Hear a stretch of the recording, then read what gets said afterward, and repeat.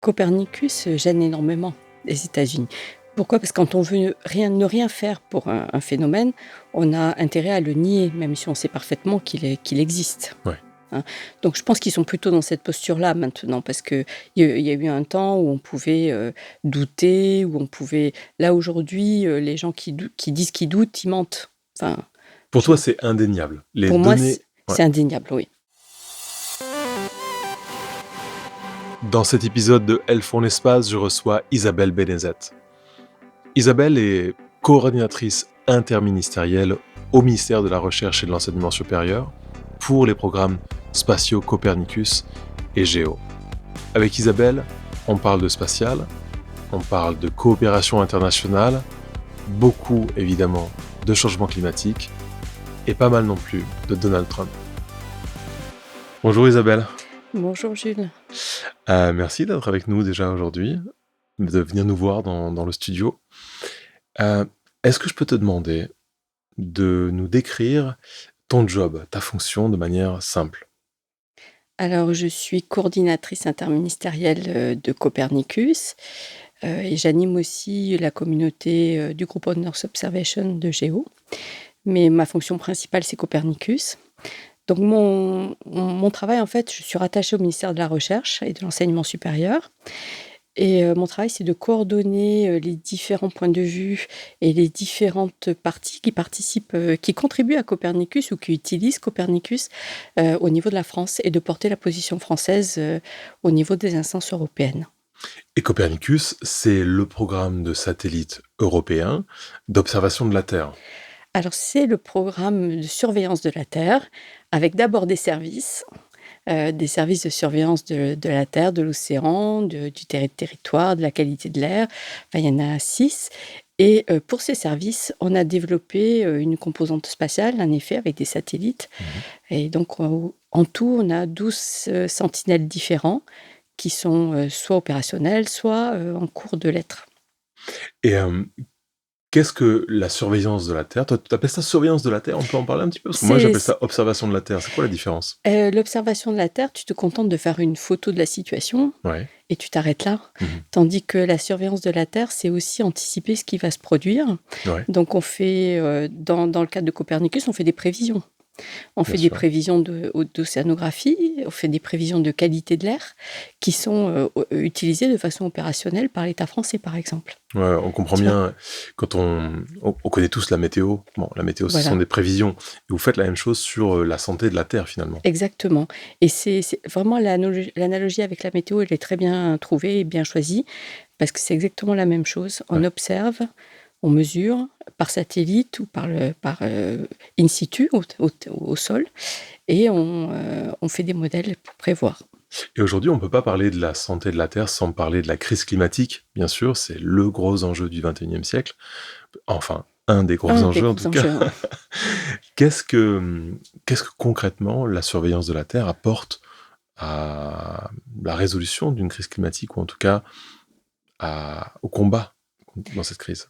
Alors déjà, le fait d'observer et d'avoir des observations à long terme, ça permet d'avoir une, vérification que ce qu'on dit est vrai et donc le climat est bien le changement climatique est une réalité qu'on peut observer et ça, on a des données, spatiales, qui sont les données météo, hein, qui datent des années 80 et puis des observations, au sol qui sont bien plus anciennes et grâce à ces observations plus à la recherche, on reconstitue le climat passé et on arrive à avoir une évolution, de l'ensemble de la Terre, hein, de l'atmosphère, au travers du temps et à partir de là, mais on voit bien, le réchauffement, il devient évident, on a même des changements de type de temps, la température augmente. Enfin, il y a énormément de la température, qui augmente, c'est vraiment qu'un petit effet du changement climatique. Il y en a bien d'autres Ouais, qui vont nous gêner peut-être encore davantage que la par température qui exemple. augmente. Ben, par exemple, la montée des niveaux de l'eau, Ouais. hein, qui, au départ, il y a, 20 ans, montait de, 2 millimètres par an. Maintenant, c'est plutôt 4 à 5 millimètres par an et ça a tendance à augmenter au fil du temps et j'ai une bonne amie qui me disait, tu vois, que Le changement climatique, c'est comme une pierre qui roule sur une pente. Au début, on voit pas grand-chose Ouais. et puis, quand elle est lancée, on peut plus l'arrêter. Et c'est de plus en plus rapide, ouais. Ouais, Et tu, clairement. donc ce genre de prévision, faite par Copernicus, tu parles de vérification de ce qu'on avance, mais Mmh. aussi donc de prévision. Mmh. Vous prévoyez, des crises annexes à la crise climatique? Alors pour le climat, on ne fait pas vraiment de prévisions sur Copernicus Ouais. parce qu'il y a énormément de simulations qui sont faites pour le GIEC Mmh. et donc on les utilise, en fait. On utilise les simulations du GIEC, on utilise aussi les descentes d'échelle qui sont faites, D'accord. au niveau européen et de façon à avoir, enfin on a des prévisions qui sont validées par les scientifiques mondiaux. Donc c'est, De la même manière que ces scientifiques-là, du GIEC, utilisent, eux, les données des satellites pour faire leur rapport. oui, tout à fait. Ils les utilisent, sur le long terme et ils utilisent à plus court terme aussi parfois. Notamment pour constater, l'état des eaux, la montée des eaux, la température des sols, et puis, l'hydrologie aussi, les précipitations. Et justement, quand tu parles de vérification de ce qu'on avance, on est dans un contexte géopolitique qu'on ne peut pas ignorer, où il y a, de plus en plus de crédibilité apportée par des politiques, heu, aux États-Unis pour, des gens qui nient cette évidence de la crise climatique. Clairement, on va parler de Trump qui prend des actions assez drastiques. Heu, Qu'est-ce que ça a à voir, Copernicus, dans ce contexte géopolitique-là? Alors Copernicus, gêne énormément les États-Unis. Pourquoi? Parce que quand on veut ne rien faire pour un phénomène, on a intérêt à le nier, même si on sait parfaitement qu'il existe. Ouais. Hein. Donc je pense qu'ils sont plutôt dans cette posture-là maintenant, parce qu'il y a eu un temps où on pouvait, douter, où on pouvait là aujourd'hui, les gens qui disent qu'ils doutent, ils mentent. Enfin, Pour je toi, c'est indéniable. Les pour moi, données ouais. c'est indéniable, oui. Mmh. Et tous les gens, enfin qui agissent au niveau politique ne peuvent pas le savoir. Ils sont en contact avec les scientifiques, ils le savent. C'est ils ne veulent rien faire, donc ils n'ont pas du tout intérêt à ce que les gens soient au courant que le climat change. Donc ils ont intérêt à dire: «Il ne se passe rien». Je sais pas si tu as vu le film Don't Look Up sur Dans le look-up, Netflix? bien sûr, oui, oui. Voilà. Et ben, c'est exactement ça, Ouais, hein. C'est-à-dire, on nie l'évidence ouais. pour que les gens soient tranquilles, qu'ils ne s'angoissent pas, qu'ils n'aillent pas protester, manifester et cetera. On ne fait rien, mais soi-même, au fond, on a un plan B, je pense. Et le plan B, c'est quoi, du Ah coup? ben, je ne sais pas, je ne suis pas dans la tête de Trump, tu vois? Mais je pense qu'ils pensent que ces gens pensent que leur argent va leur permettre d'échapper, aux conséquences négatives. Je sais pas, peut-être ils vivront sur un dôme de verre, peut-être, Mmh. tu vois, dans Don't Look Up, ils quittent la Terre au moment où tout explose. Ils ont, je pense, un plan B. Ils ont un plan B et lequel je ne sais pas. Et dans cette forme de déni, il y a même des actions qui nous inquiètent beaucoup, des menaces de suppression de données, par exemple. Oui, c'est pas des menaces. Je sais ah non, c'est pas des menaces, hein. Ils ont déjà supprimé, déjà le premier mandat de Trump, il avait supprimé des bases de données. C'est très facile, il suffit d'arrêter de financer, le maintien opérationnel de ces bases de données et puis ça y est, les données disparaissent. Donc, il y a quand même une grande solidarité entre scientifiques et qui savent très bien que les données, elles sont vitales. Mmh. C'est-à-dire que les données des États-Unis, elles sont vitales aussi pour nous. Et donc on essaie d'en récupérer une grande partie. À une époque, le Centre européen de prévision météo avait récupéré beaucoup de données, qui venaient de la NOAA notamment, et qui étaient menacées par Trump, Et à la la NOAA demande des scientifiques américains. et la NOAA est encore menacée, sur le mandat de Trump 2. Oh, mais plus que menacées, il y a eu des suppressions de postes, terribles, co leur star, sur la recherche sur le climat a été licenciée. C'est quand même énorme. C'est quand même énorme parce qu'ils se tirent une balle dans le pied pour les 10 ans qui viennent. Tu peux rappeler ce que fait la NOAA aux États-Unis, par exemple, pour ceux qui connaissent pas? La NOAA, c'est à la fois, c'est la météo et l'océanographie, Ouais, voilà, aux États-Unis. C'est Météo France plus, Mercator Océan ou l'Ifremer, voilà. ouais. Bon, d'un côté, ça nous montre la pertinence d'avoir des données indépendantes, autonomes, qui nous appartiennent Mmh. à nous et qui ne sont pas menacées de fait par des chefs d'État étrangers qui auraient des velléités politiques spécifiques, mais je pense aussi à ce que ça nous apprend, de ce qu'on prend pour acquis chez nous, et qui peut-être n'est pas aussi évident que ça. Ça t'inspire quoi quand tu vois au XXIe siècle ce genre de comportement dans, voilà, dans ce que ça pourrait donner chez nous, par exemple? Il faut considérer qu'aucun droit n'est acquis, jamais. Je crois que c'est un concept de base et il faut pas c'est vrai qu'on vit confortablement, dans un pays libre où on dit ce qu'on veut, où on pense ce qu'on veut, je crois qu'il faut considérer que c'est précieux et que ce n'est pas acquis et donc il faut y penser, à chaque fois qu'on vote, en fait. Ouais. Je crois que c'est crucial et de se dire que la démocratie, elle peut être mise en danger aussi, qu'elle n'est pas, il suffit d'élire, dans l'histoire, hein, tous les tyrans, à un moment donné, au début, ils ont été élus. Mhm. Ce que tu es en train de dire, c'est que les données satellitaires Mmh. sur le climat, sur la Terre, sont finalement un peu une épine dans le pied d'autocrates Oui, et de gens clairement. qui veulent nous raconter des histoires qui ne correspondent pas à la Mmh. réalité. Surtout Copernicus, parce que les données sont libres et ouvertes. Mhm. Tout le monde peut les avoir gratuitement et oui, oui, d'ailleurs, moi, je vois bien, dans le cadre de Géo, on travaille énormément avec des données ouvertes et Copernicus gêne énormément les Américains parce qu'avant Copernicus, c'était eux les rois du monde avec Landsat et c'est eux qui faisaient la pluie et le beau temps avec leur programme, Landsat qui était ouvert Ouais. et aujourd'hui, les budgets de Landsat sont plus que menacés. En tout cas, les propositions de budget sont des revues à la baisse, très largement. Donc Tandis que Copernicus reste le programme d'observation de la Terre, de surveillance de la Terre le plus grand au monde, tu dirais? ah oui, Ouais. en tout cas, celui qui est ouvert, c'est le seul et l'unique, qui alors maintenant, il y a d'autres programmes, hein, d'observation de la Terre, mais qui ne sont pas partagés, Ouais. qui sont fermés, qu'on connaît que parce qu'on fait de l'intelligence économique.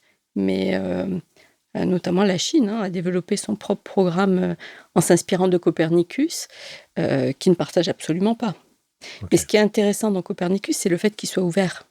Et ça, c'est important pour la France parce que toi, tu représentes la position française à l'Union européenne. Donc, c'est Mmh. important pour la France que ces données-là soient ouvertes. Oui, c'est important pour la France aussi.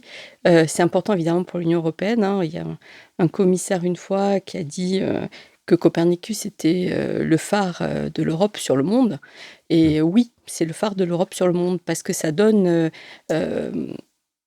les moyens à des gens qui sont moins favorisés que nous, qui ont moins de connaissances que nous, de profiter, de la connaissance qui est dans Copernicus et qui est mise à la disposition de tous et la France s'en sert au niveau diplomatique, parce que c'est quand même un atout et dans les négociations, c'est hyper important d'avoir des données ouvertes. Après la COP 21, j'avais discuté, parce qu'on pensait à mettre en place dans Copernicus, un système de surveillance, des émissions anthropiques de CO2, donc Mhm. des émissions humaines, ce qui n'existe pas pour le moment et donc là, on est sur le point de lancer, des satellites qui vont le faire, hein, donc ça sera une première mondiale et ça, quand, les négociateurs nous ont dit quand on dit ça, c'est-à-dire quand on annonce aux gens que: Attention, donc d'ici peu de temps, on sera en mesure de vérifier ce que vous dites». Et ça, c'est du soft power finalement. Exactement C'est-à-dire que et ça change l'observation de la Terre, l'attitude complètement des négociations. et ça, c'est dingue parce que bon, moi, j'ai l'habitude de travailler avec le vol habité, l'exploration Mmh. humaine de l'espace. Le fait que le vol habité soit du soft power pour les États, c'est quelque chose qu'on connaît très bien Mmh. depuis, depuis les programmes Apollo, etc. Mais j'avais pas imaginé que l'observation de la Terre en tant que programme spatial puisse aussi être considéré comme du soft power. Ah oui et même, un soft power puissant. D'abord parce que Copernicus, c'est la référence aujourd'hui. Ouais. Il n'y a pas un programme de recherche qui utilise du spatial qui n'utilise pas Copernicus, au moins enfin pas seulement parce que les données, elles sont, fait plutôt du 12 mètres que du 1,50 m. Mais avec ça déjà, avec la revisite qu'on a, on fait énormément de choses et si, quand on s'aperçoit qu'il faut plus, eh bien on va chercher plus. Mais du coup, on n'est pas obligé d'acheter, en masse des données. Et du coup, euh, même des gens qui ont assez peu de moyens pour faire leur recherche, ils peuvent la faire. Et, et le fait que ce soit nos données à nous qui sont utilisées dans presque tous les programmes de recherche, et franchement, ça gêne énormément de gens. C'est le nombre de... Il faut se battre pour que dans les textes, il y ait une référence à Copernicus. Et je trouve que c'est assez éclairant de voir que les Américains font tout pour faire disparaître Copernicus. Parce que vraiment, c'est l'Europe qu'il décrit, l'Europe qui, pour eux, est vieille et lente, etc. C'est l'Europe que déteste Trump, finalement, Oui, Copernicus. oui, mais en même temps, c'est l'Europe qui le gêne énormément, parce qu'il met aux yeux de tout le monde la réalité des faits, qui donne les moyens aux gens de se développer sans qu'on leur fasse croire qu'ils doivent acheter des données qui valent une fortune, alors que les données, ils les ont. C'est la science européenne qui est partagée et qui rayonne, et qui rayonne. Et ça, vraiment... Enfin, je pense qu'on ne le voit pas assez, on n'en parle pas assez, cette importance qu'a Copernicus au niveau même des négociations. C'est considéré aussi comme un acquis, c'est comme quelque chose qu'on donne. Et c'est l'Union européenne, d'ailleurs, en a pris la mesure et maintenant a un programme pour soutenir le développement de Copernicus dans le monde, en fait, Donc ça et m'intéresse. l'utilisation. Ça m'intéresse quand tu parles des négociations. Comment concrètement on utilise Copernicus dans des négociations politiques aujourd'hui? Est-ce que tu peux me donner un exemple? Alors, moi, je te parle des négociations d'accords internationaux, Oui, oui. pas, le fait, si tu veux, de dire aux gens, d'ici 2 ans, et là, on aura peut-être des éléments, mais qui ne seront pas encore... tu sais, l'accord de Paris prévoit tous les, je ne sais plus si 6 ou 8 ans, une évaluation globale, ils appellent ça le Global Stock Take du CO2 et des gaz à effet de serre. Et en fait, Copernicus, quand on aura lancé nos satellites et que le système, le service associé sera développé, on pourra avoir une espèce d'évaluation objective des déclarations des États, parce que pour l'instant, ces évaluations, elles sont faites sur la déclaration des États. Alors en Europe, elles sont fiables parce qu'on ne triche pas. Ouais. Et on a des moyens de calcul qui sont très précis, donc pour nous-mêmes, on n'en a pas franchement besoin. Mais être exposé, c'est que tous les problèmes environnementaux, c'est la même chose. Exposer le contrevenant, ça l'aide à s'améliorer, on va dire. Et quand tu dis ça, je me dis, ok, donc ça gêne les États-Unis, bon, très bien, on est souverain ici, on peut continuer à financer ce genre de recherche, ce genre de programme, etc. Mais on a aussi, chez nous, peut-être des gens que ça dérange. Je pense à des industriels ou des gens que ça pourrait aussi déranger que la vérité soit, tu vois, mise à jour et puis partagée avec tout le monde. C'est le cas ou je me trompe? Alors oui, d'une certaine façon, mais je pense qu'on a un peu dépassé ça quand même grâce à l'Union européenne, Ouais. parce qu'on a des directives qui sont assez strictes, et qui sont des directives environnementales, Ouais. qui sont contrôlées notamment maintenant par Copernicus, et qui vont l'être de plus en plus. C'est-à-dire qu'on va utiliser le spatial pour vérifier que les États respectent leurs engagements. Alors oui, il y a un côté contrôle qui n'est pas très forcément agréable, mais je dirais qu'on a plus d'intérêt industriel à le faire plutôt qu'à ne pas le faire. Tu penses que culturellement, on a dépassé ça grâce au côté un peu indéniable et incontestable des données, justement? Alors il y a ça, et oui, et puis le travail qu'a fait l'Union européenne depuis longtemps. Ouais. Je crois qu'on doit beaucoup, de ce point de vue, on ne le dit pas assez, mais on critique beaucoup l'Union européenne, mais l'Union européenne a fait beaucoup pour l'environnement et pour qu'on vive dans des conditions plus sûres, et Ouais. voilà, et pour protéger la planète. Donc c'est un des très bons côtés de l'Union européenne, je dirais. Tant mieux. Tu parlais d'utilisation des données tout à l'heure, et du fait qu'elles soient ouvertes à tous. Je l'ignorais complètement, mais en préparant cet entretien avec toi, j'ai découvert quelque chose qui s'appelle ApplySat. Oui. Tu peux m'en parler un tout petit peu, parce que j'ai l'impression que c'est une appli que tout le monde peut avoir sur son téléphone pour l'utiliser. C'est peut-être pas tout à fait ça. Bah, c'est un service, web, en tout cas, Ouais. qui permet, alors ça a été mis en place par le ministère de la Transition écologique Mmh. et ce qui est intéressant, c'est que le ministère de la Transition écologique, représente, quasiment tous les utilisateurs publics, de Copernicus. OK. Et d'ailleurs, c'est eux qui animent le côté, le user forum de Copernicus, c'est eux qui sont délégués, c'est le ministère de la Transition écologique parce que, tous les organismes qui utilisent Copernicus, ils dépendent du ministère de la Transition écologique. Enfin, pas tous, mais presque. OK. Et donc, Applisat, c'est une initiative pour aider justement, les utilisateurs, publics et non publics pour à utiliser les données de Copernicus, mais aussi les données d'observation de la Terre qui sont disponibles. Et c'est Ah, qui ces utilisateurs typiquement? bah, par exemple, les communautés urbaines, par exemple, qui peuvent avoir besoin d'utiliser Copernicus pour telle ou telle chose, ou les parties du ministère qui font, par exemple, la surveillance maritime. Mmh. Ils utilisent Copernicus parce qu'il y a un service qui leur produit de l'aide pour surveiller, par exemple, les pêches. Ou La pêche, alors, d'accord. oui, Mo oui. moi, je viens d'une famille d'agriculteurs. Donc est-ce que si je suis agriculteur, je peux utiliser un truc comme ça pour, je sais pas, améliorer mon rendement quotidien ou Alors oui, il y a des applications, mais elles sont plutôt du domaine privé. OK, On ne va pas jusque-là sur Copernicus. OK. Hein. Mais effectivement, grâce à Copernicus, on peut développer ces applications.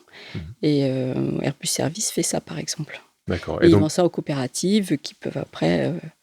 OK et donc cette appli, Applisat, ce programme Applisat finalement, il intervient dans beaucoup, beaucoup de domaines, j'ai l'impression? Alors, oui, c'est un site, web qui a été, mis en place par le ministère de la Transition écologique et le CEREMA et qui effectivement couvre l'ensemble des thématiques du ministère qui sont extrêmement larges, hein, qui sert d'appui aux politiques publiques et notamment aux communautés, urbaines qui ont, besoin parfois, de cas d'usage, pour essayer de se repérer, pour voir ce qu'ils peuvent faire avec les données spatiales. Mmh. Et donc ça va, des sargasses qui sont en ce moment, en cours, aussi à l'occupation des sols et l'identification des friches ou la végétalisation en ville, voilà, donc il y a énormément les catastrophes naturelles aussi. Oui, Donc ouais. il y a énormément de sujets qui sont, traités dans ce cadre-là et qui peuvent permettre, aux communautés urbaines de développer des applications, qui répondent à leurs besoins.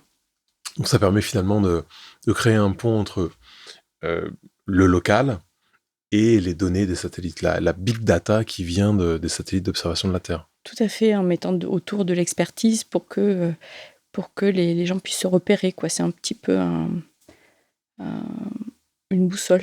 Ouais, je vois. Euh, Parce que c'est dingue quand tu disais tout à l'heure, on a 6 types de satellites différents, 6 types de sentinelles différents avec A, B, C. 12.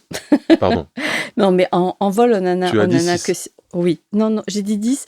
J'ai dit 6, 6. ouais, Oui, parce que c'est parce 6 que qui c'est sont la première génération. ça. Ben, on en a 6 autres en préparation, de types de satellites. OK, donc aujourd'hui, on a en vol 6 types de satellites qui Euh, c'est ça Pas ou pas? encore. Mais Pas encore. Si tu veux, le Copernicus. 6A va être lancé. Alors, on a 8 satellites en vol. Oui, Mais on a là, en juillet-août, on va lancer le premier exemplaire du Sentinelle-4 et du Sentinelle-5, mmh, qui sont des instruments qui concernent la qualité de l'air et qui vont voler sur les satellites météo, en fait, sur d'accord. Météosat et sur Métop. Et puis, on va lancer un Sentinelle-6 à la fin de l'année. Voilà, ça je l'ai vu ce matin, tu vois? En réunion. Non, donc on a un certain nombre de satellites dans l'espace et avec ces satellites d'observation de la Terre, on arrive à développer des applications dans des domaines très divers finalement. Oui, mais si tu veux, tu as aussi intérêt à utiliser les services. Ces services sont là pour ça. C'est-à-dire ils sont là pour mâcher un petit peu le travail Oui, entre la donnée spatiale et l'utilisateur. ouais, Et aujourd'hui, quand on discute avec les PME, ils disent qu'ils préfèrent prendre les produits qui sortent des services et pour construire à partir de là. Parce que les produits et services, ils sont ouverts et gratuits. Donc, si on se positionne sur le même créneau, de toute façon, on a... Voilà. ouais. Et ce qu'il faut, c'est aller après un peu plus loin, quoi. Oui, parce C'est que faire c'est pas ouvert à tous. Enfin, c'est ouvert à tous, mais c'est pas accessible à tous d'utiliser les données brutes des satellites pour aider dans que ce soit dans son business ou dans son travail de collectivité, par exemple. Oui, mais tu vois, c'est les collectivités urbaines, avant, ils utilisaient pas mal, de bureaux d'études Ouais. parce que justement les données, elles étaient quand même assez brutes. Mais maintenant, autour de ces données brutes, il y a quand même un ensemble de services qui sont proposés.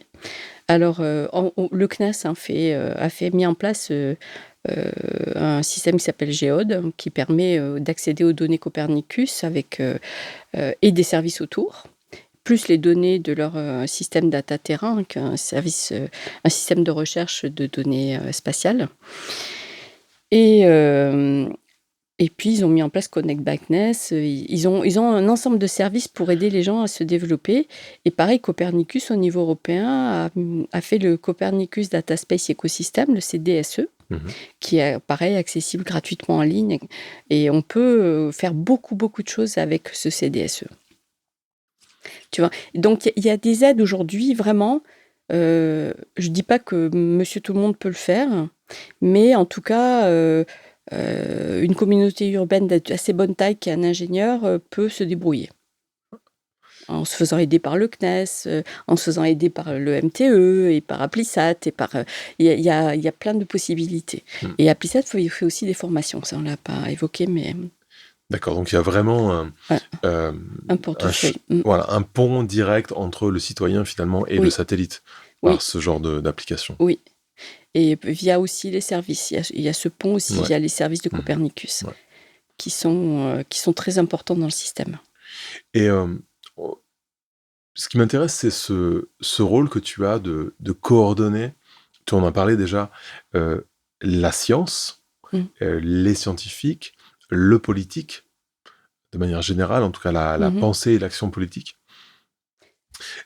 Pour toi, c'est quoi les enjeux majeurs aujourd'hui? Comment on prend des données scientifiques et on les transforme en décisions politiques, allez, j'ai envie de dire justes ou efficaces? Euh, Est-ce que ça fait partie des défis que tu as toi au quotidien? Alors non, ça fait pas partie des défis que j'ai au quotidien parce que, hem, comment dire? Il y a vraiment un univers entre le politique et le scientifique, on va dire, et la science, tu vois? Il y a un univers de temporalité. Ok. C'est-à-dire que pour un scientifique, quand tu imagines, tu as une question de recherche et que tu commences à travailler dessus, tu en as pour 10 ans. Mhm. C'est un peu pareil sur Copernicus, c'est-à-dire quand tu imagines un sentinelle, avant qu'il soit en l'air, et utilisé, il y en a pour une dizaine d'années. Donc et c'est pas du tout l'échelle de pensée, de temps du politique. Si tu veux, le politique, lui, il veut, des actions, tout de suite. Et donc ce qu'on peut faire, c'est évaluer l'effet des politiques publiques. Ça, on peut le faire, et même le simuler avant qu'elle soit faite. Mhm. Il y a un ensemble d'outils, dans le programme qui permet de faire ça, notamment sur la qualité de l'air, qui permet de voir, comment on peut évaluer une politique publique avant qu'elle soit mise en place. C'est-à-dire, histoire de ne pas embêter le citoyen pour rien, quoi, en mettant des contraintes alors que ça n'a pas d'effet. Mais, Et mais justement, toi, tu es en prise directe avec le politique. oui et non. Oui, oui, d'une certaine façon, oui, mais c'est pas direct. Enfin, c'est plus compliqué que ça parce que si tu veux, Copernicus va prendre il y a les territoires, Mhm. il y a l'océanographie. Quelqu'un qui veut quelque chose sur l'océan, il va s'adresser plutôt au service du MTE qui s'occupe de l'océan. Il va pas Ok. s'adresser directement à moi. Et d'ailleurs, c'est pas forcément un mal parce que moi, je ne suis pas experte en tout. Bien sûr. Tu vois? Et Ouais, ouais, et ouais, ouais. heu et donc ce qu'il faut, moi, mon travail, c'est de faire en sorte que la connaissance qui est disponible sur Copernicus soit accessible à tous les acteurs qui sont en lien avec les politiques publiques, tu vois? D'accord, ok. C'est plutôt ce rôle-là parce que sinon, je serais interlocuteur pour tout et pour tout le monde. Ce serait pas possible. Mais Mais finalement, le but du jeu de Copernicus, c'est bien de faire prendre aux politiques des décisions justes grâce à la science. oui, d'une certaine façon, oui. C'est ça finalement. Tu parlais tout à l'heure très bien du côté implacable des données scientifiques qui ont vocation à faire prendre aux politiques des décisions qui s'imposent. ou mentir. En gros, tu l'as bien décrit comme ça. Il y avait deux alternatives, en gros. Soit on fait ce qu'il faut faire, soit on est dans le déni total et on ment de manière assez évidente. Donc Copernicus, tu le décris comme le phare européen dans le monde. J'imagine que c'est un programme qui a ses défis, comme tous les programmes spatiaux et tous les programmes internationaux. Euh, c'est quoi pour toi les défis de Copernicus aujourd'hui? Alors les défis à court terme, je dirais déjà, c'est de se rendre opérationnel complètement, puisqu'on a 12 sentinelles différents qui sont dans les tuyaux, et en vol, pour l'instant, on en a 4-5. Ouais.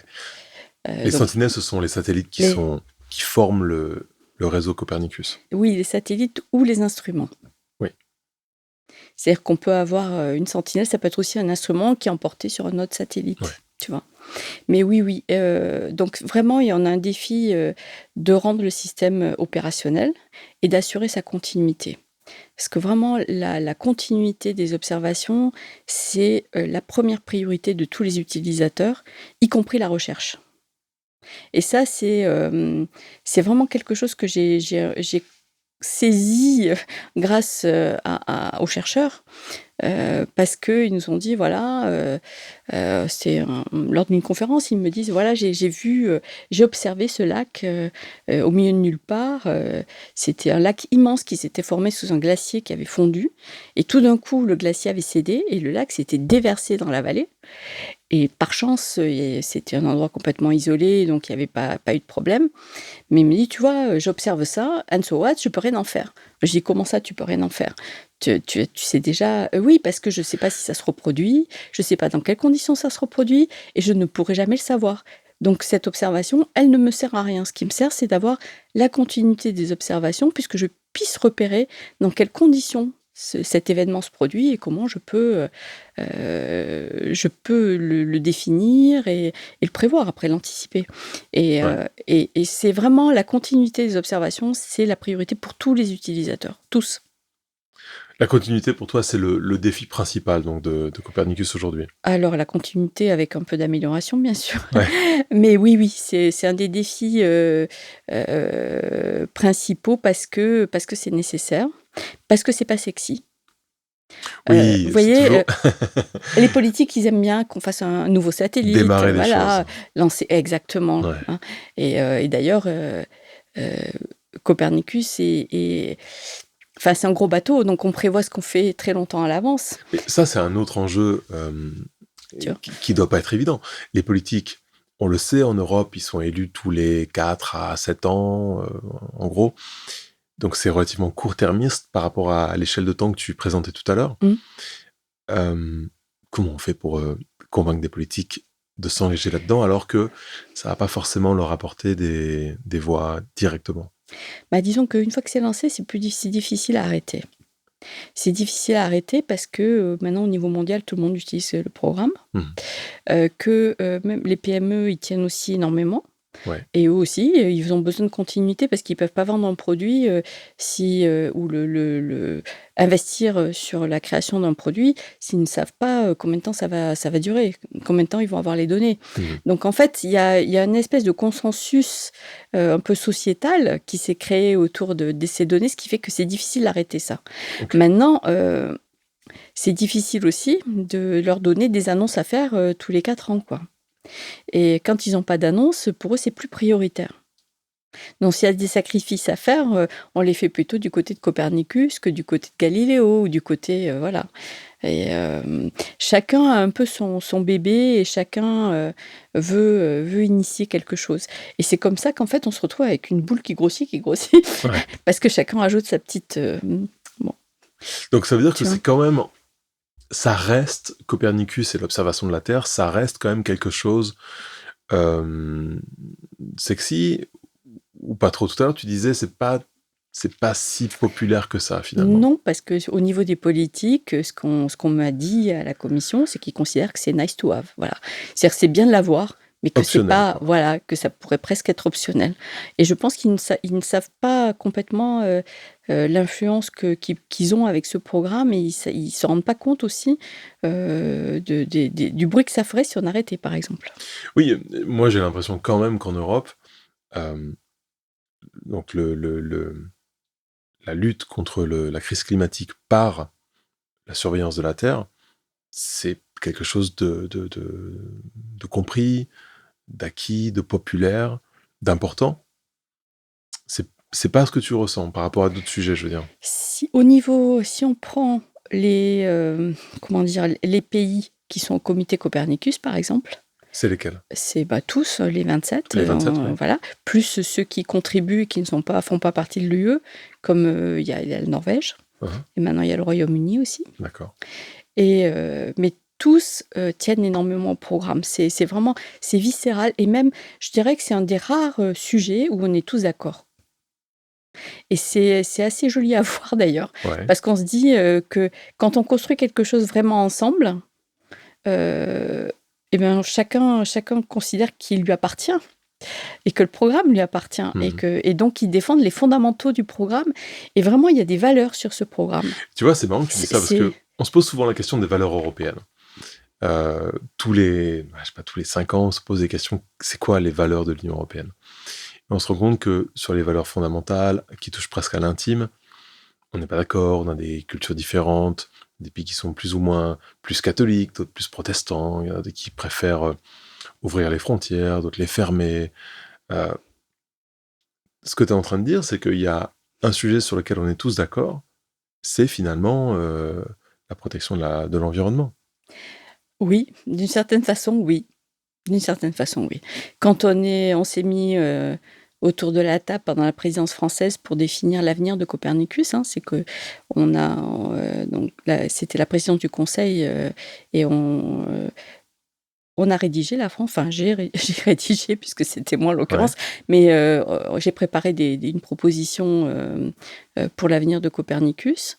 On a fait un sondage au niveau européen, Mhm. on a essayé d'intégrer les besoins et les envies de chacun, et on n'a eu aucun mal à faire adopter ces conclusions du Conseil sur Copernicus. Il y avait vraiment une unité de vue et de valeurs qui était assez intéressante et assez jolie à voir en fait. Ouais. Et donc, ça c'est... Excuse-moi de creuser un petit peu là-dessus, mais il y a une espèce de paradoxe Ouais. dans ce que tu expliques finalement. En tout cas, c'est comme ça que je le reçois. D'un côté, où il y a des choses beaucoup plus importantes, beaucoup plus fondamentales, peut-être beaucoup plus stratégiques, en tout cas c'est comme ça que c'est vu, que Copernicus, qui pourrait presque être optionnel. Et d'un autre côté, tu décris un consensus assez large Mm. et facile à obtenir. Je pense pas que ce soit si facile, je pense que tu es assez modeste sur la question. Mais en tout cas, un consensus qui existe. Pour moi, ça m'a l'air paradoxal, je me trompe? Enfin, j'ai pas l'impression que ce soit paradoxal. Je crois que c'est parce que quand on est politique, on est happé par l'actualité, on est happé par les choses immédiates, par Mhm. l'immédiateté des choses. Mais quand on fait un travail de fond Mhm. et quand on travaille en lien avec la recherche, en lien avec des organismes qui ont une vraie valeur scientifique, on se rend compte qu'on travaille sur des questions qui sont beaucoup plus à long terme. Et ce ne sont pas forcément des politiques qui vont défendre les valeurs de Copernicus. D'accord. C'est des chercheurs, Ouais. ce sont des gens comme moi. Toi, à la base, justement, tu es ingénieur scientifique? Je suis ingénieure, moi. Je suis ingénieure en météorologie, Ouais. à la base. Et puis, j'ai fait en plus un master spécialisé à l'école centrale, D'accord, donc en informatique, en tu as fait. vraiment cette culture J'ai une double... ingénieur à la base. Oui, oui, oui. Et donc, tu as grandi dans ce monde politique, finalement, au bout d'un moment, c'est ça? Disons que quand on est dans un établissement public, comme moi j'étais au début chez Météo France, tu vois pas les interactions avec le monde politique d'un PDG, et puis Ouais. voilà, il dit on fait ci, on fait ça, et tout le monde fait. Et puis j'ai quitté le Météo France pour aller au ministère des Transports à l'époque, Ouais. travailler sur Galiléo au départ, et puis sur la tutelle de Météo France et de l'hygiène. Puis après Copernicus, quand Copernicus est arrivé. Donc en fait, je l'ai suivi depuis le tout début, en réalité. Ouais. D'ailleurs, c'est vraiment un des grands plaisirs que j'ai de l'avoir vu grandir, quoi. Tu vois, d'envoyer un traité et puis hop, des satellites. C'est incroyable. Mais ça, c'est énorme parce que, C'est bon, moi qui travaille à l'Agence spatiale Mmh. européenne, j'ai des collègues aussi qui sont dans ce cas-là, qui ont vraiment posé les fondations d'un programme Copernicus qui est aujourd'hui, c'est le numéro 1 mondial, hein, Mmh. pour prendre un vocabulaire un peu Non, c'est plus vrai, c'est vrai. populaire. Joseph Aschbacher, qui est le directeur général de Oui. l'ESA aujourd'hui, faisait partie aussi Mmh. de cette équipe-là. Je ne sais pas si Bien tu sûr. l'as connu à cette Bien époque-là. sûr, bien sûr. Avant, il était le point d'interface entre, l'Agence spatiale européenne et le comité Copernicus. Ah ouais. Et donc c'était, Joseph, il vient de là, oui. Ouais. Et Il donc, vient de Copernicus. vous avez une petite bande d'alumni de Copernicus des débuts. Mmh. Vous faites des apéros de temps en temps, des choses comme ça. Non, on fait pas des apéros, mais on se connaît bien Ouais, et donc on sait à qui on peut faire confiance ou non. ouais. Et je crois que ça, c'est important, pour construire de bonnes relations, à la fois au niveau international et à la fois au niveau européen. Faut pas changer de poste tout le temps. Il faut que les gens, identifient que vous avez une parole. Et que quand vous dites, OK, je te soutiendrai là-dessus, mais il faut que tu me soutiennes là, que vous tiendrez votre part du contrat. Et enfin, moi, j'ai de très bonnes relations avec, plein de gens, alors qu'en France, c'est pas, forcément le cas. Au niveau national, on dit on a plus ou moins de relations avec tel ou tel pays, Ouais. et alors que moi, j'arrive à travailler avec tous, en fait. Et donc, ce que j'entends dans ce que tu dis, c'est que même pour la création de grands programmes qui impliquent, tu vois, des dizaines de pays, littéralement, Mmh. sur des dizaines d'années, au fond, une composante essentielle, c'est la confiance entre quelques individus qui comptent. Oui, je pense, oui. Enfin, pour moi, oui, c'est ma vision.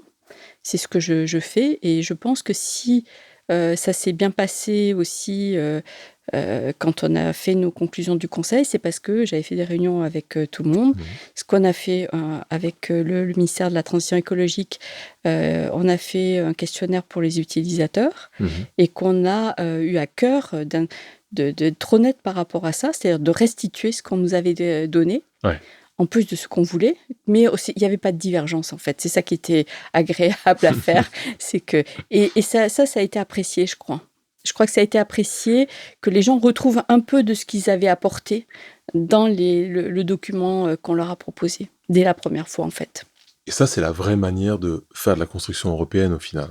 Pour moi, oui, mais pour moi, oui. Enfin, mais c'est vraiment, c'est personnel, je dirais, tu vois? C'est pas, je dirais pas que c'est valable pour tout le monde, mais Non, c'est mais ma façon à moi, voilà. dans ce que j'observe, moi, avec ma petite fenêtre, on va dire, c'est assez typique de la construction européenne, des réussites de coopération internationale comme ça. Mmh. Encore une fois, on est dans une période de l'histoire où tous les jours, on reçoit des messages où il faut y aller tout seul, on n'a pas besoin des Mmh. autres, on s'isole, et c'est comme ça qu'on ira plus vite et que ce sera mieux au final. Mmh. Toi, c'est quelque chose dont tu doutes, j'ai l'impression. Oui, moi, franchement, je ne pense pas qu'on fasse la construction européenne de son bureau. Je pense qu'on l'a fait en participant aux réunions et en essayant de comprendre la position des autres. Les autres, ils sont pas forcément mal intentionnés. Mm. Ils ont une raison. Oui, ils ont une raison de dire ce qu'ils disent et de faire ce qu'ils font. Cette raison, il faut voir si on peut vivre avec ou pas. Il faut la connaître, la comprendre, mais et quand on fait pas cet effort-là, on est dans le fantasme, en fait. On s'imagine que. Ouais. Et le fait de s'imaginer que, c'est dramatique parce qu'en réalité, il y a beaucoup de malentendus comme ça. Quand Et tu parles de fantasme, tu dirais qu'on se crée une image de l'autre qui nous arrange, nous, dans un conflit, ou alors pour créer un conflit plus facilement, ou on ne fait pas non, l'effort. on cherche pas à créer un conflit, mais on se rend pas compte. On donne un sens qui n'est pas forcément le vrai Mhm. au comportement des autres. Ouais. Et puis enfin, je veux dire, il y a un moment, enfin, il faut pas mentir.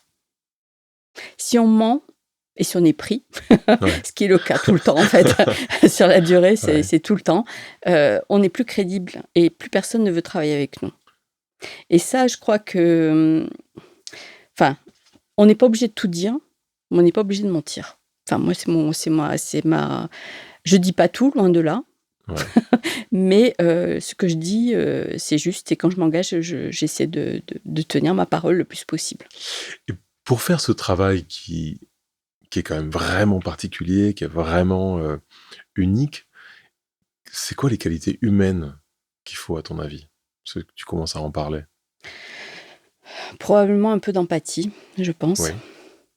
Maintenant j'ai vu des gens, qui sont vraiment des citoyens du monde, c'est-à-dire qui sont, bien et confortables et transparents oui, avec tout le monde. Et au niveau international, c'est encore pire que, tu vois, au niveau européen. Et Au ça, niveau c'est européen, on est proche quand même. On dit qu'on est ouais. différent, mais on est proche. Quand on se confronte aux Chinois ou aux Américains, on voit qu'entre Européens, on est quand même proche.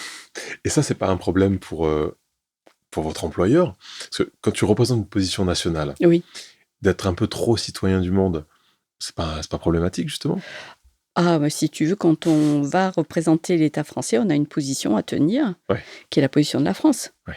Et ça, on tient la position de la France, forcément, parce qu'on est là pour ça. On est voilà. Mais on est avant tout, oui, là pour représenter la position française. Mais cette position française, on l'a construite aussi en France. Ouais, On ouais. l'a construit, entre nous, on discute et on essaie de partager, de faire partager ce qu'on pense être bien, être la bonne direction. Et on essaie aussi de ne pas proposer des positions qui nous enverront dans le mur. Parce qu'on sait très bien, où sont les limites, enfin, quand on connaît les autres, on sait Voilà, s'ajuster par rapport à leur position et on essaie de trouver le passage. c'est là où l'empathie, joue tout son rôle finalement. Oui, et puis Ouais. on peut convaincre, on teste, on va voir les Mmh. autres, on discute mais effectivement, si, ça m'est arrivé de devoir tenir des positions, auxquelles j'adhérais absolument pas, Mmh mh. mais je les ai tenues Ouais. parce que c'était mon rôle. C'est ce qui s'appelle le professionnalisme. Bah, il y a pas le choix, sinon on n'est pas on peut pas se dire qu'on représente l'État. Enfin, Ouais, tout à fait. tu vois? Non, non, je comprends. C'est, Tu disais tout à l'heure que on on se dit très différents entre Européens et c'est vrai que, pour passer ma vie dans un environnement européen, ça fait partie du quotidien de dire que les Italiens sont comme ci, les mmh Allemands sont comme ça, les Danois, et cetera. Hem, mais ça fait aussi partie de mon quotidien de travailler avec des agences comme la NASA, comme Roscosmos, mh. comme, la JAXA, les Japonais, et cetera. J'ai l'impression que quand tu travailles avec des non-européens, tu te rends compte à quel point, finalement, on est proche. Oui. Ah oui.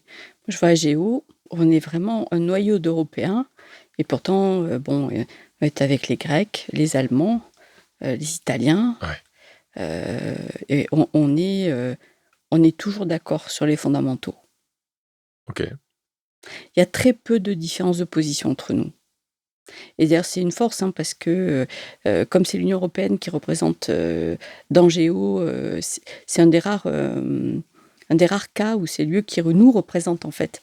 Et nous, on est membre du Caucasus de l'Europe et donc c'est important qu'on arrive à se mettre d'accord. Ne serait-ce que pour soutenir notre vice-présidente, qui est Joanna Drake, qui est la DGRTD adjointe et qui est, vraiment, enfin, elle est vraiment très, très bien. Et OK, je te pose une question qui m'intéresse parce que, j'ai toujours l'impression que nous, les Européens, qui travaillons dans un environnement européen, bien sûr, ce qui est ton cas, Mmh. la coopération internationale, ça fait partie de notre quotidien finalement. Tous les jours, on fait de la coopération internationale de fait, puisqu'on interagit avec des gens qui ont une langue maternelle différente, une culture différente, et cetera. Et que le moment où on va voir, des Chinois, par exemple, ou des Russes ou des Mmh. Américains, ou des Japonais, peu importe, finalement, ça n'est une journée de coopération internationale de plus, comme une autre. Alors que pour eux, tout d'un coup, ça les sort de leur zone de confort beaucoup plus fortement, beaucoup plus radicalement. Est-ce que c'est ton impression aussi ou alors il y a quand même une différence énorme entre le quotidien de la coopération internationale européenne et hem, des efforts de coopération internationaux continents, ou on va dire, ou en tout cas internationales, qui sont plus conséquentes. Qu'est-ce que ça Disons, t'inspire, cette différence? disons qu'au départ, le fait de travailler au niveau de l'Union européenne, on est obligé de s'ajuster sans arrêt aux autres, même si. Et donc, c'est déjà un entraînement qu'on a. Ouais. Tu vois, c'est un état d'esprit. Mais malgré tout, il y a un choc culturel avec la Chine, avec les États-Unis notamment, hein, mais qui est vraiment très, très important. Et ça, et du coup, il faut faire attention parce que ça laisse aussi la place au non-dit. Il faut vraiment essayer de comprendre. Tu vois, on avait un groupe de travail là au Géo début mai où il y avait une opposition brutale et frontale entre la Chine et les États-Unis. Ouais. Et en fait, j'ai découvert qu'en fait, le vice-président chinois s'était froissé parce que les États-Unis avaient fait en douce diffuser un document qu'ils n'auraient pas dû faire diffuser sans l'autorisation du vice-président chinois. Et du coup, ils bloquaient sur tout le reste À cause de ça, à cause de ça. sans le dire. Mais ça, je l'ai su après en discutant avec le responsable chinois. Et en fait, moi, je suis arrivée à cette réunion parce que je faisais partie de ce groupe de travail, parce que comme la Chine, j'avais une méfiance par rapport à ce que voulaient faire les États-Unis. Et donc, je m'étais inscrite dans ce groupe. Et là, j'arrive, je propose quelque chose. Et tout le monde dit d'accord. Bon. On sort de la réunion. L'Australienne vient me remercier. L'Américain vient me remercier, le Chinois vient de me remercier. Alors j'ai dit, j'ai raté un truc. Non, parce t'as que je réussi croyais un pas truc. où j'ai réussi un truc. Je comprenais pas, Ouais. tu vois. Et en fait, j'ai appris qu'ils s'étaient vraiment, vraiment frités à la réunion d'avant auquel j'étais pas, et qu'ils étaient ravis d'avoir quelqu'un qui propose une position, quelqu'un de plus neutre en réalité, Ouais. à laquelle voilà. Et il y a mais c'est beaucoup plus brutal, c'est beaucoup plus que ce qu'on a, nous, au niveau européen. Enfin, moi, je trouve. D'accord, ok. Tu vois, c'est vraiment un affrontement de l'obstruction, tu vois, alors qu'il n'y a pas d'enjeu géo, c'est un truc avec un budget de 5 millions d'euros, quoi. Ouais. Tu vois, c'est pas... Ok, oui, j'ai l'impression qu'effectivement, cet entraînement quotidien devient très utile quand on doit, en tant qu'Européen, participer à la coopération internationale. S'ajuster, oui. C'est pas quelque chose qu'ont les Américains ou les Chinois, parce qu'au quotidien, ils sont entre eux, finalement. Oui, certainement. Certainement. Je voudrais te poser un petit peu une question sur ta vision de l'avenir de l'observation de la Terre. On a parlé des défis aujourd'hui, mais comment tu vois l'avenir de la surveillance planétaire, de la surveillance de la Terre et de ce qu'on peut faire pour l'environnement? Est-ce que tu te projettes à l'horizon de 15 ans, 20 ans? Alors déjà, si tu veux, avec les conclusions du Conseil, dont on a parlé tout à l'heure, Oui. on a jusqu'en 2035, tu vois. Donc on est, disons, les 10 prochaines années, c'est fait. Ouais. Ensuite, il faudra bien sûr négocier le cadre pluriannuel de l'Union européenne. Hein, ça va commencer là cet été. Donc ça va être une étape importante. Mais c'est pour ça qu'on avait fait ça. C'est pour être prêt. Donc là, c'est prêt. Après, disons que celui-là, ça va être optimisé. D'abord, il faut optimiser les opérations. Parce que là, on est arrivé à un stade où les opérations, elles vont nous coûter 4 milliards d'euros. Pour le prochain cadre financier pluriannuel, c'est beaucoup trop, en fait. Et en tout cas, c'est une question d'acceptabilité, tu vois. J'aime pas trop ce mot parce que c'est jusqu'où on peut supporter, tu vois. C'est pas un mot que j'aime. C'est une mesure un peu psychologique. Oui, je pense que c'est...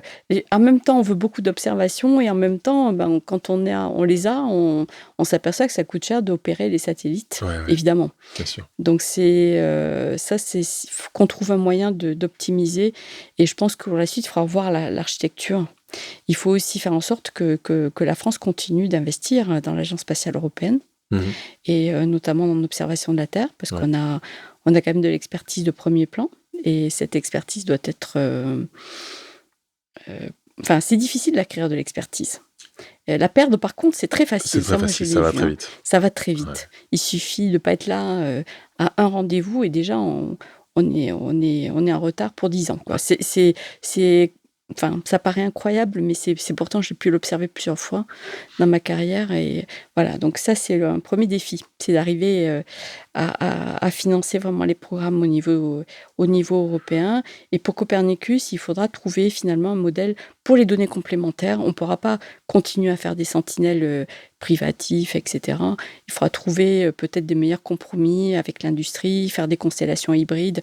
Bon, ça, on avait un projet comme ça à l'Agence spatiale européenne et qu'on a pour la prochaine échéance, la prochaine ministérielle, et qu'on a dû abandonner malheureusement parce que tous les pays n'étaient pas d'accord. Ce sont des choses qui arrivent. Ouais, bien sûr, ça arrive. Mais je pense que c'est une erreur parce que on y reviendra probablement. Et tu parles d'expertise.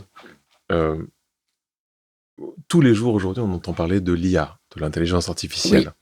Et j'imagine que quand on parle de prévision, l'intelligence artificielle, ça fait partie des outils qu'on aime utiliser pour affiner ces prévisions. Jusqu'où on peut aller, à ton avis, dans l'utilisation de l'intelligence artificielle pour prévoir les effets du changement climatique, etc. Alors, si tu veux, l'intelligence artificielle aujourd'hui, elle est déjà partout et elle se nourrit de données. Donc les observations, on ne va pas y toucher. De toute façon, il nous les faut parce que c'est elle la base. Il faut des observations, des bases de données propres, etc.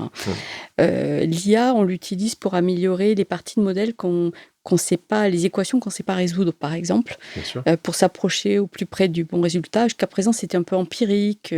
On tâtonnait, on essayait, on regardait ce qui donnait le moins mauvais résultat. Et là, le Centre européen de prévision météorologique de Reading, il a fait faire des gros progrès à la prévision en utilisant l'IA sur ces parties-là, sur les parties qui sont... On l'utilise aussi pour la descente d'échelle, c'est-à-dire que quand on a un modèle avec une maille qui est assez grosse, on essaie de redescendre et on utilise l'IA pour affiner l'image. Et on le fait pour notamment le changement climatique. Et donc du coup, si on affine les prévisions, on arrive davantage à prévoir ce qui va se passer localement, parce que finalement, l'adaptation, c'est une question locale. C'est-à-dire qu'est-ce qu'on est, nous, en tant que collectivité, en tant que groupe d'humains, qu'est-ce qu'on est prêt à faire pour s'adapter, parce que parfois, il faut déplacer une ville, il faut déplacer des quartiers. Ça s'est fait, hein. Ça s'est fait dans les pays nordiques, pas à cause du changement climatique, pour des mines qui commençaient à faire effondrer le sol sous le village. Ouais, d'accord, mais c'est des bons modèles finalement pour le changement climatique, puisque Exactement. Tu parlais tout à l'heure de la montée des eaux. Si il y a un village qui, dans 2 mois, ou dans 6 mois, ou dans 2 ans, tu vois, si on prévoit que ce sera sous l'eau, il faut déplacer des populations. Exactement. Et c'est pas facile de dire aux gens, il faut abandonner votre maison. Toute votre histoire familiale, elle est là et il faut partir. Et donc, pour que ce soit acceptable, il faut qu'ils décident eux-mêmes quelque part. Tu vois, il faut qu'ils décident eux-mêmes comment ils vont se projeter. Et c'est là que bon, il y a des gens dont c'est le métier, hein, de faire du design comme ça, de faire du co-design d'évolution de société, de territoire. Mais ça ne peut être fait que par les gens qui le font. On ne peut pas arriver de l'extérieur et dire, bon, maintenant, vous, hop, vous déménagez. Ça devient... Enfin, c'est violent, c'est brutal. Et puis surtout, je pense que ça ne sera pas accepté. Et c'est normal.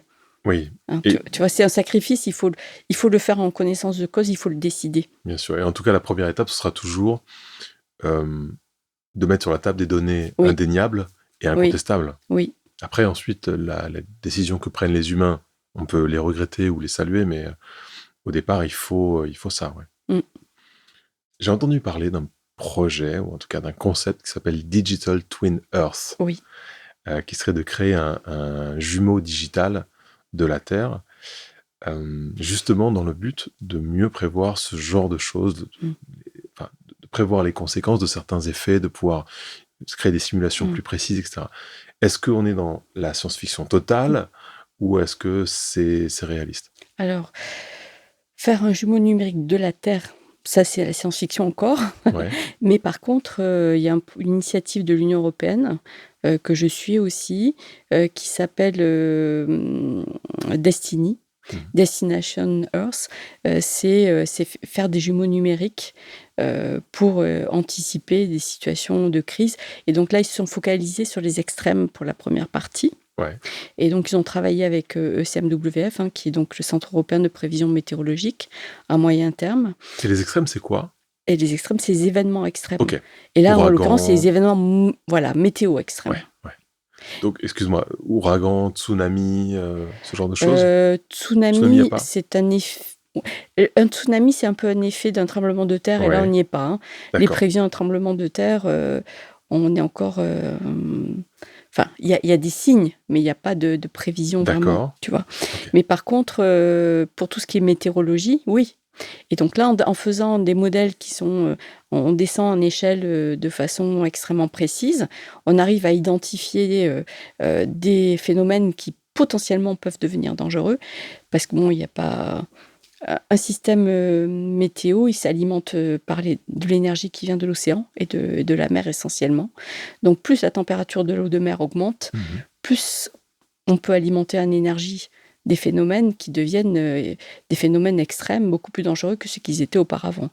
Donc c'est un effet du changement climatique, cette augmentation d'intensité des phénomènes extrêmes. Et donc la météorologie essaie de prévoir ces phénomènes de façon beaucoup plus précise. Et puis au niveau local, on va pouvoir faire lancer des simulations derrière ce modèle-là pour avoir l'événement en 3 dimensions, etc. Et oui, mais ça, c'est déjà... Alors, le problème, c'est que ce n'est pas ouvert. Ouais. La Commission européenne a décidé au dernier moment de ne pas l'ouvrir, puisque c'était une première mondiale et Mhm. qui voulait se garder la primeur des données. Mais bon, c'est ouvert pour les météos. D'accord. Ce sera Hein. peut-être ouvert pour les citoyens dans un Et ce deuxième sera temps. peut-être... C'est difficile d'ouvrir des systèmes comme ça pour les citoyens. Parce qu'en France, il y a quand même un modèle. Tous les citoyens... Enfin, toute l'information n'est pas diffusée aux citoyens au départ. C'est le préfet qui décide le moment où il diffuse. Parce qu'il peut y avoir des conséquences, des mouvements de Des foule. mouvements de foule, ouais. Voilà. Et c'est à Ouais. lui de gérer la sécurité. Et donc, c'est à lui de dire... Maintenant, il faut annoncer l'alerte.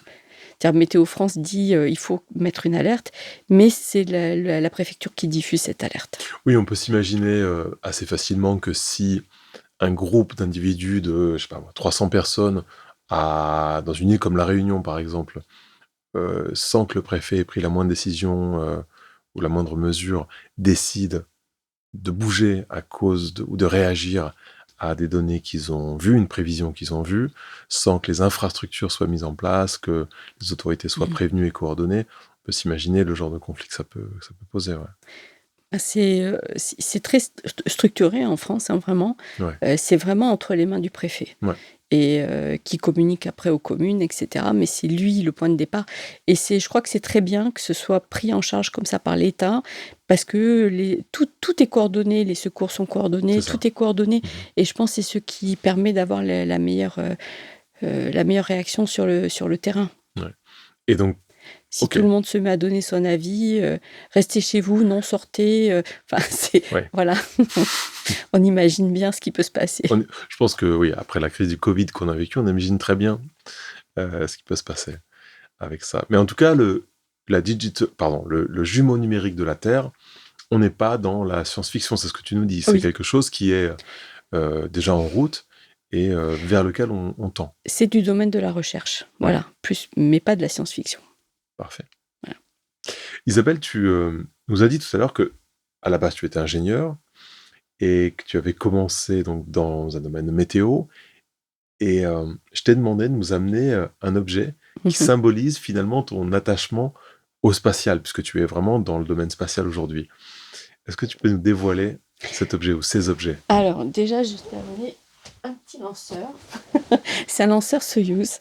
Pourquoi il est spécial pour moi? C'est parce que c'est lui qui a lancé le premier Sentinelle de Copernicus. Oui. Et donc, j'étais à Kourou, au CST, et j'ai assisté à ce lancement, ce qui était une émotion pour moi. Tu imagines, quand tu prépares un programme comme ça depuis son début et qu'il a été lancé en 2014. Ouais.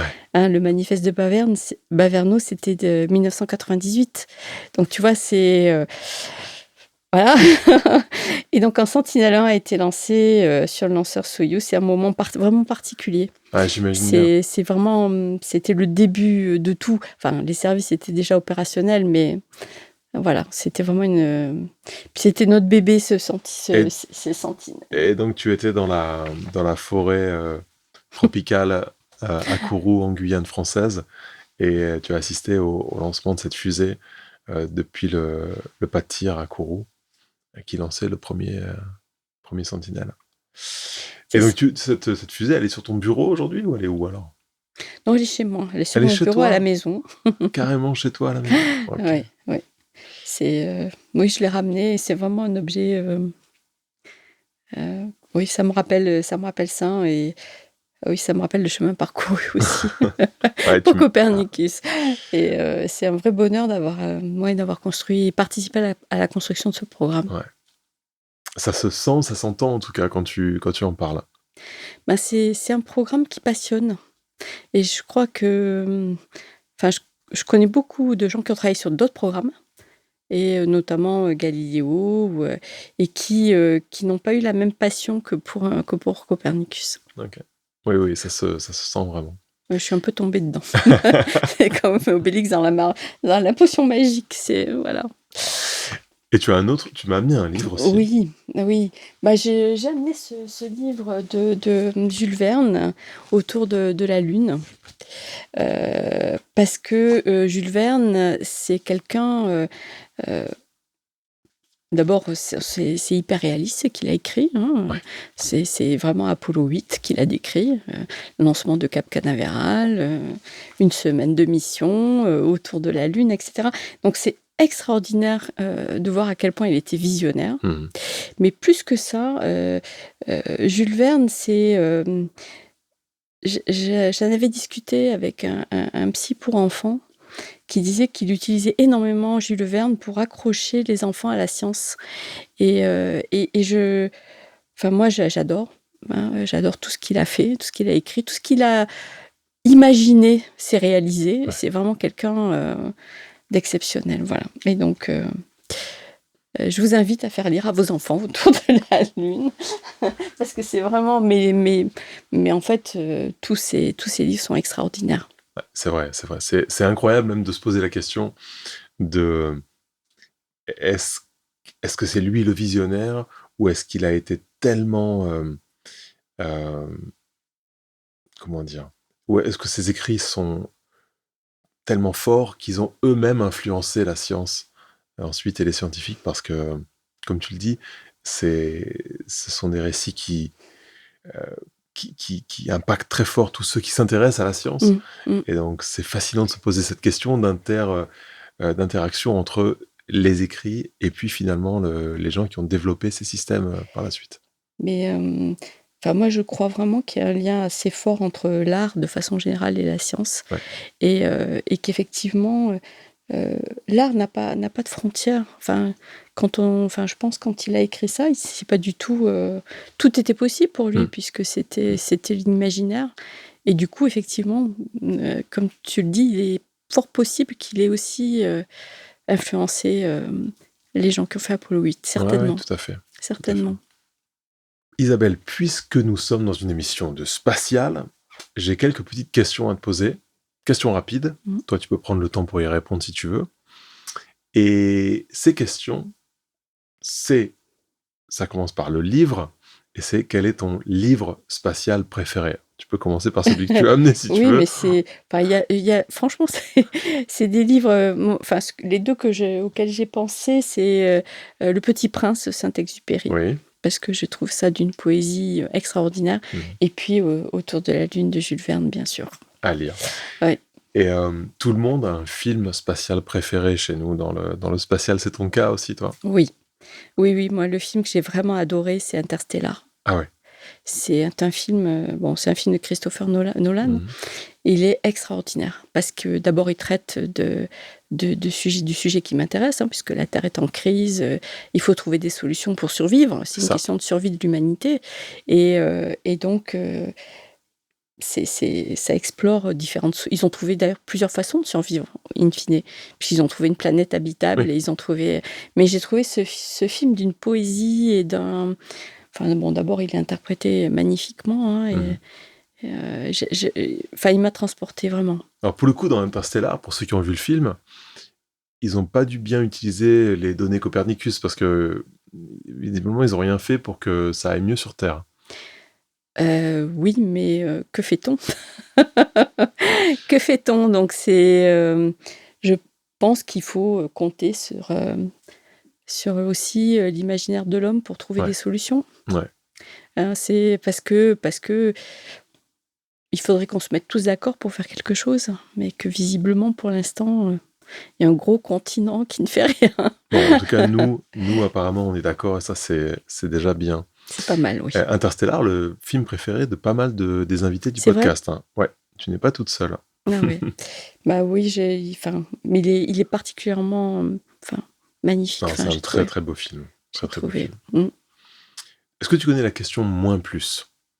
Le principe, c'est de savoir si c'était à refaire, en gros, dans ta carrière, qu'est-ce que tu ferais moins et qu'est-ce que tu voudrais faire plus? Disons que si c'était à refaire, je suivrais davantage le conseil de mon professeur de management des systèmes d'information, qui disait qu'il fallait consacrer 20% de son temps à son employabilité et à sa carrière, en fait. Alors que moi, j'ai passé, j'ai passé 100% de mon temps à fond dans ce en quoi je croyais, en Ouais. fait, et ce que je pensais qui était prioritaire et important, et voilà. Donc je pense que j'aurais fait ça. Mais c'est pas, j'ai pas de regrets, hein, c'est Mais si simplement. tu l'avais su, tu aurais fait ça. Tu aurais passé plus Je de pense que temps j'aurais à... dû. Enfin, Ouais. si j'avais su, j'ai pas d'excuse, on me l'a dit. Je ne l'ai juste pas fait. Oui, tu l'as pas fait. Donc tu le redis. Voilà. Tu le redis à d'autres qui t'écoutent, Exactement, qui exactement, sont libres de suivre ce conseil. exactement. Y compris moi, d'ailleurs. Faut y penser, on n'y pense pas Ouais. assez, il faut penser à soi.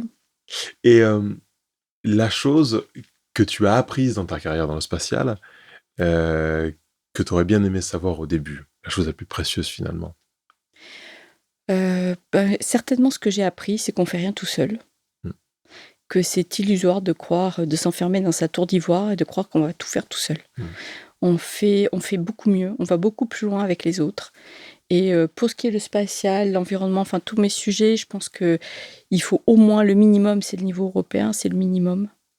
Et donc il faut arriver à se mettre d'accord. Il faut, avec nos différences, avec nos façons de voir l'Europe différentes, avec nos ambitions différentes, mais on n'a pas d'autre choix en fait, sinon on n'arrivera à rien. Et je trouve que l'Agence spatiale européenne est un très bon exemple de ce qu'on fait ensemble, et surtout, particulièrement en France, parce qu'on est quand même une agence spatiale qui est extrêmement performante et pertinente.